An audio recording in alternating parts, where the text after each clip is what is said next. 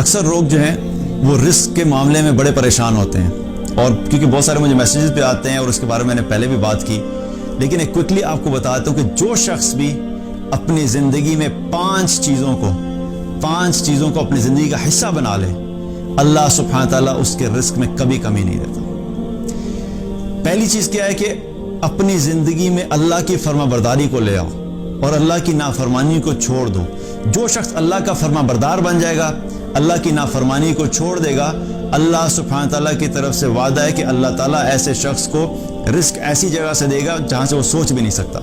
وَمَن يَتَّقِ اللَّهَ يَجْعَل لَّهُ مَخْرَجًا وَيَرْزُقْهُ مِنْ حَيْثُ لَا يَحْتَسِبُ۔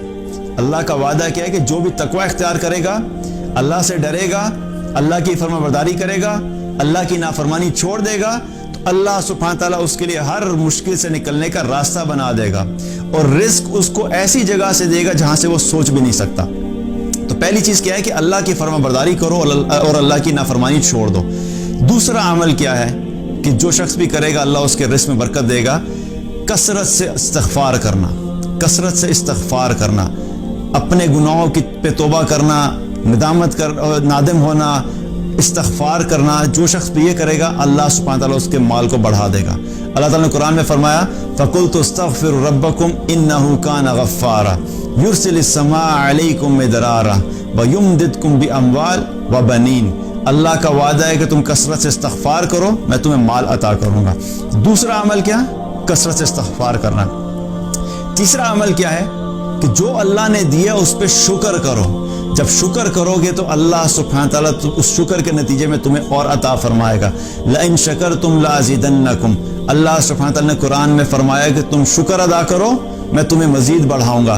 تم اپنے مال پہ شکر ادا کرو گے اللہ مال بڑھائے گا۔ تم اپنے جو بھی اللہ نے نعمتیں دی ان پہ شکر ادا کرو گے اللہ سبحانہ تعالیٰ ان کو مزید بڑھا دے گا۔ چوتھی چیز کیا ہے؟ جو شخص بھی صدقہ کرتا ہے، اللہ کی راہ میں مال خرچ کرتا ہے، اللہ سبحانہ تعالیٰ ایسے شخص کے مال میں کبھی کمی نہیں کرتا، اللہ تعالیٰ اس کے رزق کو بڑھاتا ہی ہے۔ اللہ تعالیٰ نے قرآن میں فرمایا مَنْ ذَا الَّذِي يُقْرِضُ اللَّهَ قَرْضًا حَسَنًا فَيُضَاعِفَهُ لَهُ أَضْعَافًا كَثِيرًا۔ کون ہے جو اللہ کو قرض حسنہ دے اور اللہ سبحانہ تعالیٰ فرماتا ہے کہ اس کو میں بڑھا چڑھا کے واپس کر دوں گا۔ آپ لوگوں پہ خرچ کرنا شروع کر دیں، اللہ سبحانہ تعالیٰ آپ پہ خرچ کرنا شروع کر دے گا۔ آپ لوگوں میں دینا شروع کریں، اللہ آپ کو دینا شروع کرے گا۔ آپ لوگوں کو زیادہ دینا شروع کر دیں گے، اللہ آپ کو زیادہ دینا شروع کر دے گا۔ اور ایک حدیث میں آتا ہے رسول اللہ صلی اللہ علیہ وسلم نے فرمایا کہ اے ابن آدم تو خرچ کر۔ اللہ تعالیٰ فرماتا ہے کہ اے ابن آدم تو خرچ کر، تجھ پہ خرچ کیا جائے گا۔ اتنی زبردست بات بتا دی کہ ہم جب لوگوں پہ خرچ کریں گے تو اللہ کا وعدہ ہے کہ اللہ ہم پہ خرچ کرے گا۔ ہم جب خرچ نہیں کرتے اور پھر ہم پریشان ہو جاتے ہیں۔ تو چوتھی چیز کیا ہے کہ اللہ کی راہ میں صدقہ کرنا، غریبوں کو دینا، مساکین کو دینا، ضرورت مندوں کو دینا، اپنے خاندان میں جو مشکل میں لوگ ہیں ان پہ خرچ کرنا۔ جو شخص صدقہ کرتا ہے اللہ سبحانہ تعالیٰ اس کو کبھی بھی مال کی کمی نہیں دیتا۔ پانچواں عمل کیا ہے؟